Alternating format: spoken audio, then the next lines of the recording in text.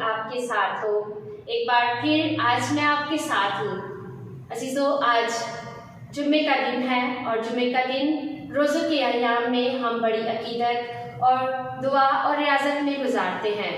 तो आज हम ज़ुबान के रोज़े की मश्क यूँ करेंगे कि हम आज बेजा बोलने से गुरेज करेंगे, कि हम किसी के साथ कोई बुरी बात ना करें, कोई फजूल अल्फाज का इस्तेमाल ना करें, बल्कि ज़्यादा से ज़्यादा कोशिश करें कि आज हम खामोशी में अपना वक्त गुजारें और इस खामोशी में ज़्यादा से ज़्यादा यीशु के दुखों को महसूस करें और इसके साथ साथ दुनिया भर में होने वाली तमाम मुसीबतों, जंगोजदल और परेशानियों में मुब्तला लोगों के लिए दुआ करें कि खुदावंद अपने दुखों के ज़रिए इस दुनिया को अमन और सलामती अता करे। Thank you.